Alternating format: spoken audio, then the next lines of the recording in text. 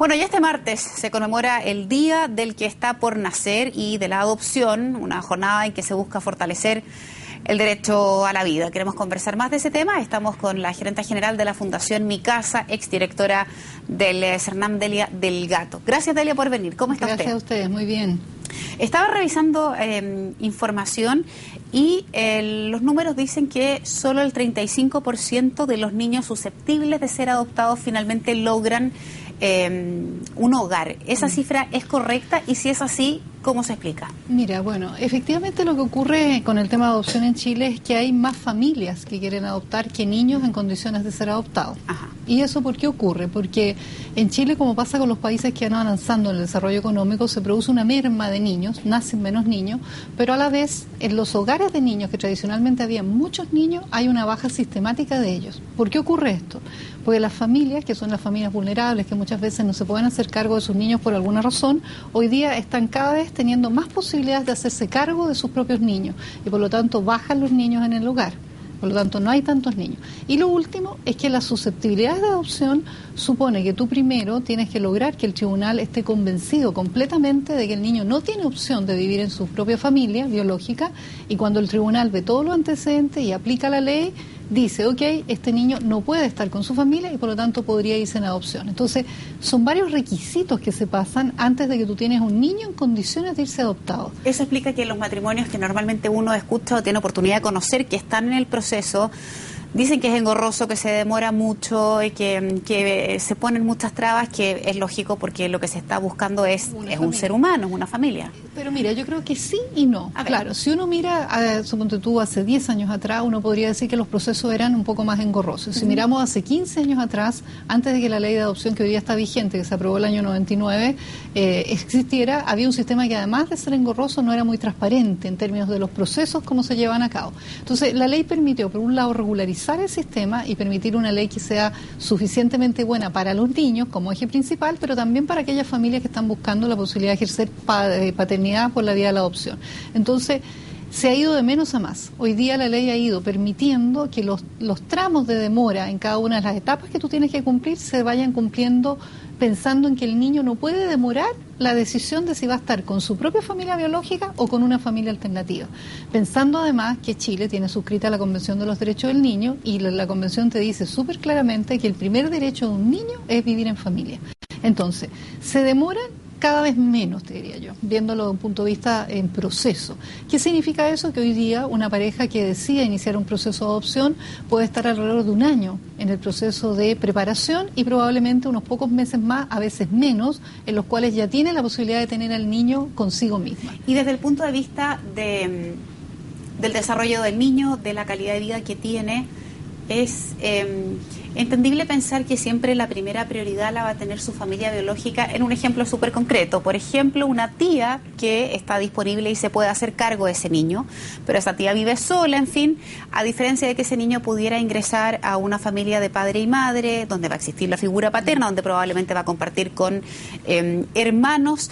¿Esa lógica está bien aplicada? ¿Es lo que corresponde? ¿Cómo se analiza eso? Mira, yo te diría que hoy día la ley que está vigente, se ingresó el año pasado un proyecto de ley que mejora la legislación hoy día actual. Esa ley se trabajó con las instituciones que trabajamos en adopción, con el CENAM, en fin, y está ingresado al Parlamento. Por lo tanto, esperamos que pueda continuar. Pero en el fondo, yo te diría que la ley lo que permite es asegurarse justamente de que cuando se declara un niño susceptible es porque el Tribunal de Familia llegó a la convicción profunda de que no había otra opción.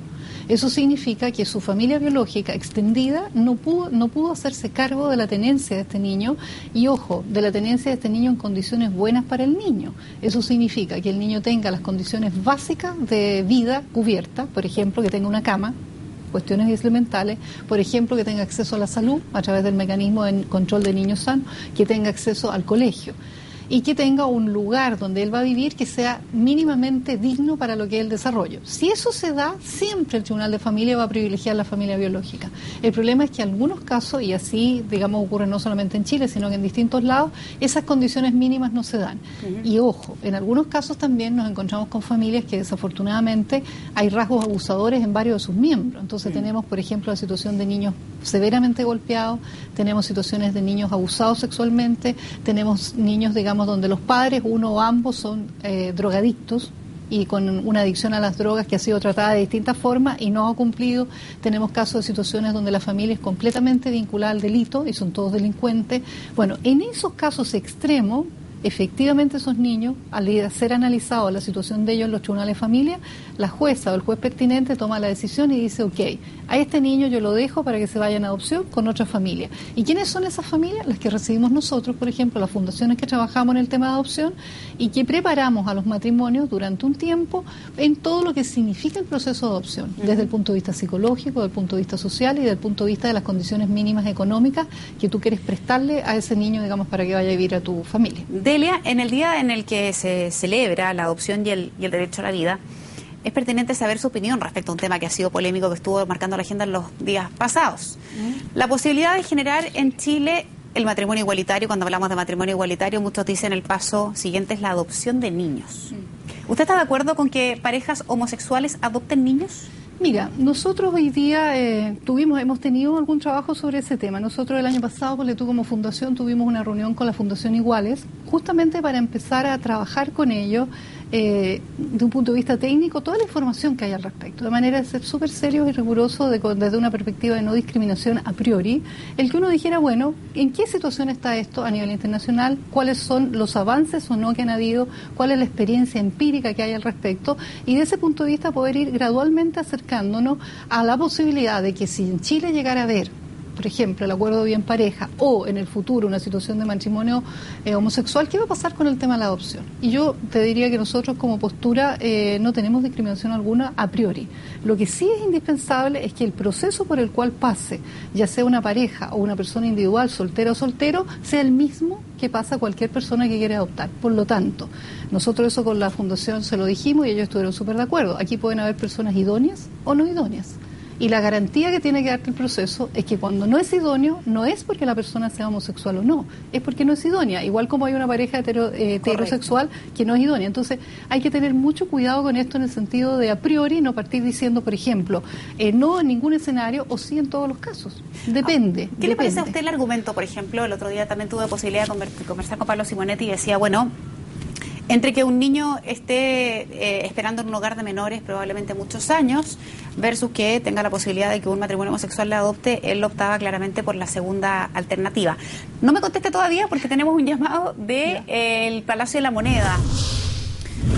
Bien, retomamos la entrevista que habíamos interrumpido para ir con esa información en La Moneda. Estamos conversando con Delia Del Gato, la gerenta general de la Fundación Mi Casa, porque hoy se conmemora el día o se celebra el día de la adopción, el derecho del que está por nacer. Y estábamos conversando con Delia respecto de uno de los temas que ha marcado la agenda en los últimos días, la adopción probable, si es que se concreta ante la ley de matrimonio igualitario, de parejas homosexuales. Y la pregunta que le había formulado Delia antes de interrumpir era su opinión respecto del argumento que esgrimen hoy día las parejas homosexuales cuando dicen, mire, hay muchos niños esperando en los hogares, queriendo estar en una casa, en una familia, y a nosotros como homosexuales y parejas se nos prohíbe poder hacernos cargo de ellos. ¿Qué le parece a usted ese argumento? Mira, primero, partamos al revés. Yo diría, no es tan cierto que hay demasiados niños en los hogares. Eso desafortunadamente es bueno que no estén, pero desde el punto de vista de las parejas que quieren adoptar es malo porque no hay. Y no hay niños no porque haya una decisión de alguien, no hay niños porque afortunadamente las familias más vulnerables están reteniendo a sus niños con políticas sociales que han ido permitiendo que estas familias superen problemas por los cuales los niños entran a los hogares. O sea, si por ahí la familia tiene un problema de violencia intrafamiliar y hay un buen proyecto trabajando eso, en vez de que este niño termine en un hogar, al final si se solucionó el problema, el niño puede mantenerse. Y eso está pasando a nivel nacional. Si tú analizas todos los hogares que hay a nivel del país, que son muchos, diríamos casi 300, en todos hay lo que se llama subatención. Eso significa, tú tienes una cobertura de 40 y tienes 25 niños. Tienes una cobertura de 20 y hay 10 niños. Y eso, si tú lo analizas, es en todo el país. Entonces, primero eso. Por lo tanto, no es que haya muchos niños en el hogar. Hay, pero no son tantos. Segundo, la ley te plantea una jerarquía para adoptar, que es, primero, los matrimonios chilenos, segundo, los matrimonios extranjeros y tercero, los solteras y solteros. En ninguna parte dice, por ejemplo, en el caso de solteras y solteros, que no pudiera haber el acceso a iniciar el proceso de adopción como una persona soltera, por ejemplo, una persona que fuera homosexual. No lo dice. Por lo tanto, en rigor, nadie podría decir yo no voy a hacer la evaluación de usted de idoneidad porque usted es homosexual. Sería una discriminación, porque la ley no te plantea específicamente nada al respecto. Segundo, hay una modificación hoy día a la ley que está tramitándose. Y ahí lo que se quiere hacer es homologar el derecho de poder adoptar a los matrimonios chilenos. En segundo lugar, estén los solteras y solteros y los matrimonios extranjeros. Hoy día hay una jerarquía. O sea, el niño primero ve una familia chilena. Si no hay familia chilena, hay que ver familia extranjera. Y si no hay ninguna de las dos, tú recién vas a los chilenos solteros y solteras. Bueno, uno de los cambios que se quiere hacer es que solteros y solteras tengan el mismo nivel de matrimonio extranjero. Perfecto. De manera de privilegiar que los niños ojalá puedan quedarse en Chile. A lo mejor, y es un tema que yo creo que en la mañana me tocó responder también cuando me preguntaron, si hay un acuerdo de vida en pareja, habría que modificar la ley de adopción en esta parte para decir que aquellas parejas que están acogiéndose a la vida, al acuerdo de vida en pareja, pudieran adoptar. Hoy día no pueden. Porque ese acuerdo de vida en pareja también beneficia a parejas heterosexuales. Es que eso te iba a decir, porque ahí entrarían dos grupos que son importantes. Por un lado, las parejas homosexuales. Pero ¿y qué pasa con las heterosexuales que llevan 20 años de convivencia y no pueden adoptar como pareja hoy día? Y nosotros tenemos casos. Hay un pasivo ahí. O sea, tú tienes parejas que llevan 10 años, 15 años, no tienen hijos o tienen sus hijos grandes y quieren iniciar un proceso de adopción y no pueden, porque no está la figura para poder entregarles un eventual inicio de proceso de adopción. ¿Qué se hace ahí? Dos posibilidades para esas parejas. O puede adoptar uno de ellos como soltero, porque no están casados, o bien ellos se casan. Entonces se ha dado la situación que en algunos casos, aunque quieren casarse, no pueden. Porque, por ejemplo, llevan 10, 15 años conviviendo, una pareja súper estable, pero una de las dos personas sigue casada. Y por lo tanto no se ha hecho el proceso de anulidad de lo que era antiguo divorcio ahora. Entonces yo te diría que ahí hay un tema que es general, en términos de que si tú vas a modificar la ley en esta parte, y esa es la propuesta que hay hoy día en el Parlamento, que ingresó el año pasado, por ejemplo, habría que ver una indicación que dijera, habiendo acuerdo de vida en pareja, ¿en qué lugar lo pones tú de la prioridad? Y que lo incorpore, porque eso ya va a ganar, uno, las parejas heterosexuales que están en esta condición, que se acojan a ello, y evidentemente, no habiendo especialmente dicho que no puede ser tal o cual orientación sexual, tú no tendrías cómo, ni correspondería discriminar. En el caso particular mío, yo en lo personal, no creo que tenga que haber discriminación al respecto. Creo que tú tienes que proceder a hacer la evaluación igual que a cualquier persona que desea adoptar. Y, ojo, sí, perdona, esto es importante porque si no es idóneo, tiene que haber las garantías suficientes para todo el sistema de que no es idóneo porque no pudo serlo, como puede ser una pareja heterosexual. Y por lo tanto, no porque haya sido homosexual o no, te fijas. O sea, lo que nosotros hemos visto de la experiencia comparada, y esto lo conversábamos cuando tuvimos estas reuniones el año pasado, hay parejas que pueden adoptar en el extranjero y hay parejas que no. ¿Y hay alguna evidencia, Delia, respecto del desarrollo, si es que hay o no alguna alteración, por ejemplo, en otros países de un niño que es adoptado por una pareja homosexual? Mira, yo lo que sé de la experiencia extranjera, y algo vimos nosotros el año pasado en el seminario que hicimos internacional sobre esto, que vinieron justo de Europa, vino una persona, no me recuerdo el nombre, pero una inglesa que ha trabajado mucho sobre este tema. Lo que ella demostraba en su investigación de 20 años, por lo tanto un periodo bastante amplio, que no hay mayores diferencias. O sea, los problemas que tienen los niños, sean buenos o malos desde el punto de vista de su desarrollo, son relativamente semejantes a los problemas que puede tener un niño, por ejemplo, criado por una soltera o un soltero, o criado por una pareja heterosexual. Entonces, yo te diría que no hay ni una evidencia hoy día empírica que haya podido demostrarse de que efectivamente con los hechos, no la teoría, tú tienes algún efecto que sea negativo. ¿Dónde está el problema? Fíjate que el problema está en la sociedad.